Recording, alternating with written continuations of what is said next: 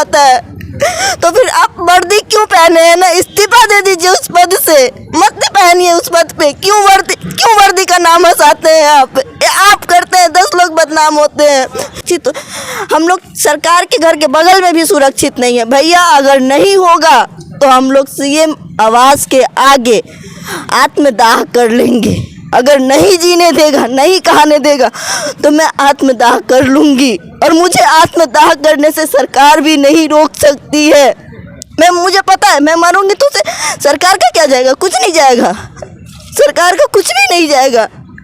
लेकिन सरकार को ये चीज़ समझना होगा, जो महिला अकेले रोड पे है तो प्रशासन को महिला का रक्षा करना होगा। लेकिन प्रशासन गाली गलौज करके भगाता है थाना से। क्यों भगाता है? तो फिर आप वर्दी क्यों पहने हैं ना, इस्तीफा दे दीजिए उस पद से, मत पहनिए उस पद पे। क्यों वर्दी का नाम हंसाते हैं आप करते हैं, 10 लोग बदनाम होते हैं।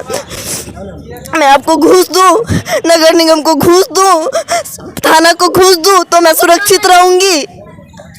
मेरे साथ शराब पी के मारपीट होता है, ये कहाँ का है न्याय?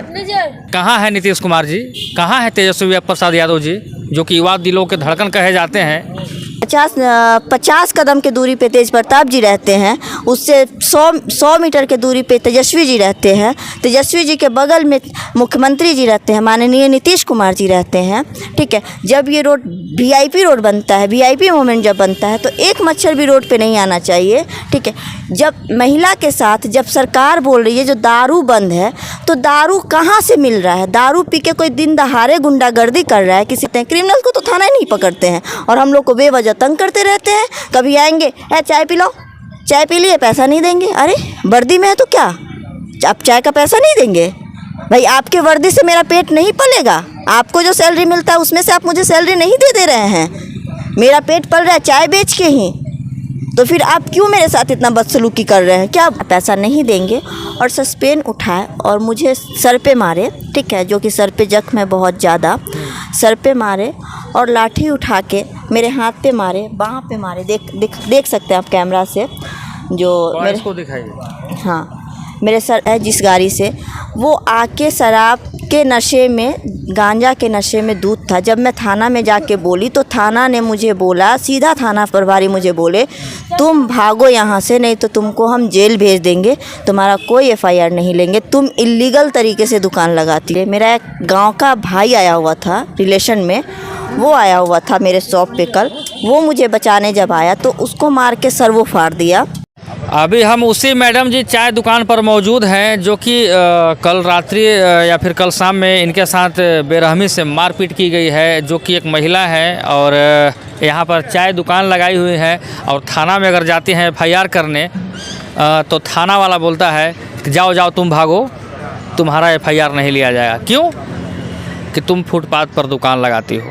फुटपाथ पर दुकान न जाने कितने लगे हुए रहते हैं और लगाए हुए भी रहते हैं, लेकिन यहाँ से मुख्यमंत्री आवास यानी कि 50 मीटर की दूरी पर है, इधर 50 मीटर की दूरी पर विकास भवन है और बगल में तेजस्वी प्रसाद यादव जी का आवास है। यानी कि 100-200 मीटर की दूरी पर सभी वीआईपी से लेकर वीवीआईपी लोग रहते हैं। और थोड़ा इस वीआईपी रोड को दिखा दिया जाए कि इसी रोड से मुख्यमंत्री से लेकर जितने भी मंत्री हैं सब गुजरते हैं, जो कि पटना भी सचिवालय पर हम लोग मौजूद हैं। आइए थोड़ा इनसे जानते हैं मैडम जी चाय दुकान वाली से कि इनके साथ क्या हुआ है और कौन मारपीट किया गया है, किसके द्वारा मारपीट किया गया है और क्या है मामला। क्या नाम हुआ आपका?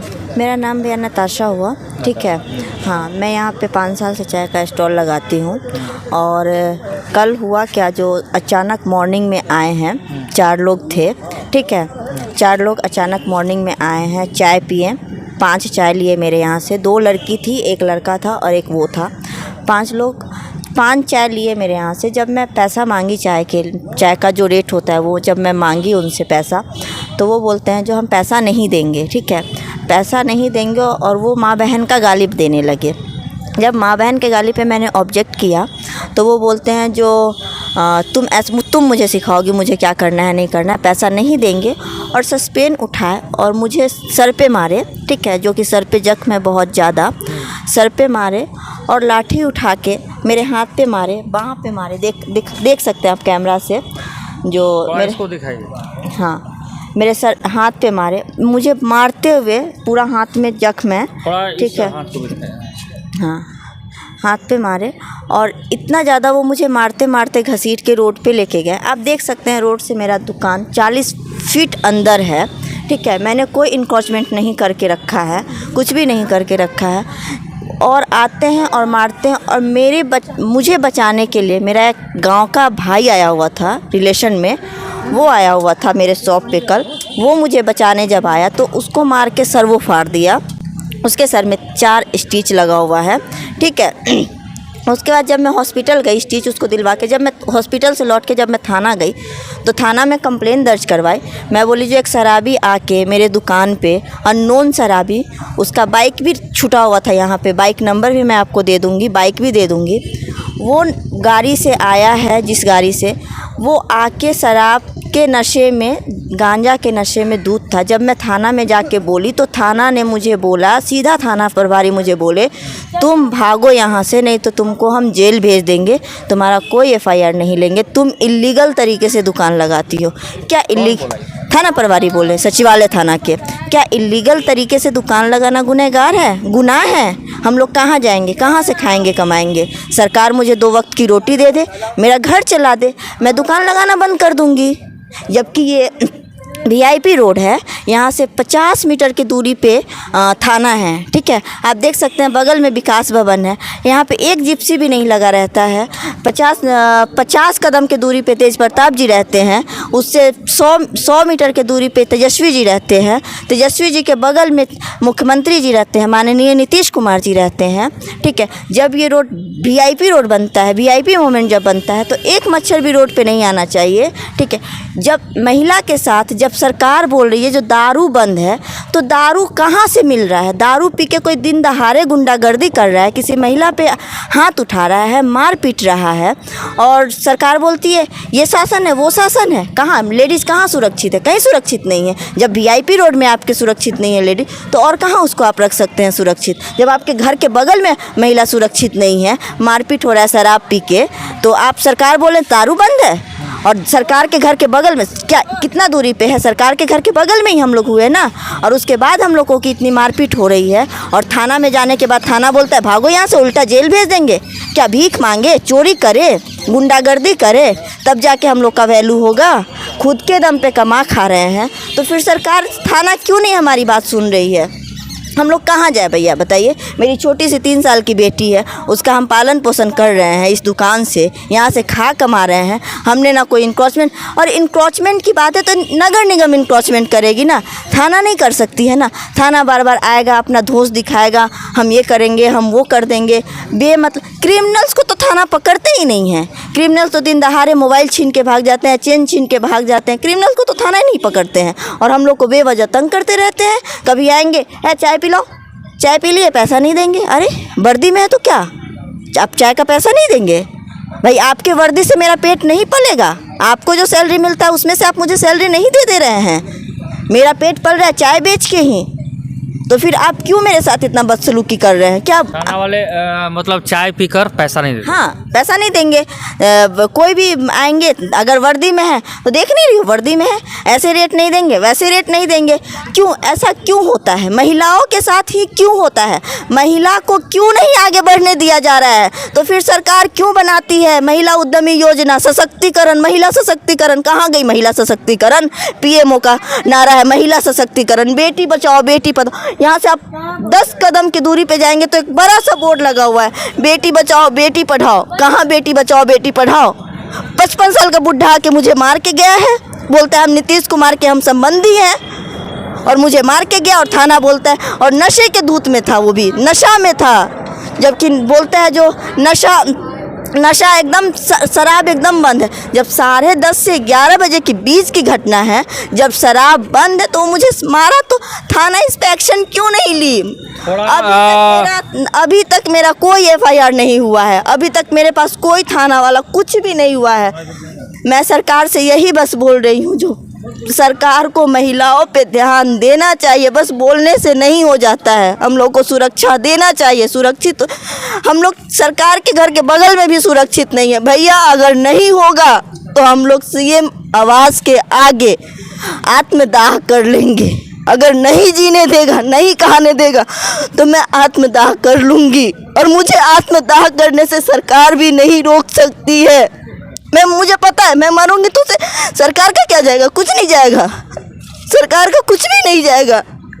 लेकिन सरकार को ये चीज़ समझना होगा, जो महिला अकेले रोड पे है तो प्रशासन को महिला का रक्षा करना होगा। लेकिन प्रशासन गाली गलौज करके भगाता है थाना से। क्यों भगाता है? तो फिर आप वर्दी क्यों पहने हैं ना, इस्तीफा दे दीजिए उस पद से, मत पहनिए उस पद पे। क्यों वर्दी का नाम हंसाते हैं आप करते हैं, 10 लोग बदनाम होते हैं। मैं आपको घूस दूं, नगर निगम को घूस दूं, थाना को घूस दूं तो मैं सुरक्षित रहूंगी? मेरे साथ शराब पी के मारपीट होता है, ये कहाँ का है न्याय? देख सकते हैं कि एक महिला है, रो रही है, बिलख रही है और न्याय के लिए मांग करती है। कहाँ है नीतीश कुमार जी, कहाँ है तेजस्वी प्रसाद यादव जी, जो कि युवा दिलों के धड़कन कहे जाते हैं? जैसा कि महिला के पास दिख रहा है, जो कि आपकी महिला ये बिहार से नीतीश कुमार जी के कोई संबंधी आते हैं, संबंधी बताकर मारते हैं। 50 वर्ष का एज का आदमी मारते हैं, लाठी डंडों से पीटते हैं। और चाय दुकान वाले के पास पुलिस वाला आता है तो बोलता है कि मैं वर्दी में हूँ। कहाँ है आपकी सरकार, कहाँ है मुख्यमंत्री जी? सोए हुए हैं। उठाइए कलम और रगड़ दीजिए उसे प्रशासन के खिलाफ में, कि ज़िंदगी भर का उसका छुट्टी हो जाए। क्योंकि ऐसे चाय दुकान वाले से, फुटपाथ पर लगाने वाले चाय दुकान वाले से आपके पुलिस वाले दादागिरी करेंगे, रंगदारी टैक्स में चाय पिएंगे, सिगरेट पिएंगे, सब चीज़ ले जाएंगे। वो भी बिहार सरकार, यानी कि शराब पर पाबंदी है। बिहार में संपूर्ण शराबबंदी है। तो शराब पीकर आपके पटना, आपके आवास के अगल बगल शराबी कैसे इर्द गिर्द मंडराते हुए नजर आते हैं। जैसा कि मेरा कहना नहीं है, महिला का खुद कहना है। एक महिला यहाँ पर मौजूद है जो कि इनके साथ मारपीट किया जाता है। मारपीट करने के बाद भी थाना जाती है। थाना जाने के बाद लोग बोलते हैं कि तुम्हारा FIR नहीं लेंगे, तुम फुटपाथ पर दुकान लगाती हो। क्या गलती इनकी यही है कि एक गरीब है, एक मजदूरी करके अगर ईमानदारी करके कोई कमा रही है तो इनकी गलती यही है ना? शायद ऐसा चीज़ उतना जो मीडिया है, जो गोदी मीडिया है, चाहे कौन मीडिया है, आके थोड़ा इनको दिखाइए ना कि इनके साथ हुआ क्या है। थोड़ा इस जख्म को दिखाइए कि शायद हो सकता है कि महिला झूठ बोल सकती है, लेकिन ये जख्म झूठ नहीं बोल सकता है। थोड़ा उस हाथ को दिखाइए कि कितना भी झूठ बोलेगी लेकिन ये दर्द झूठ नहीं बोल सकता है। तो कहाँ आप सोए हुए हैं?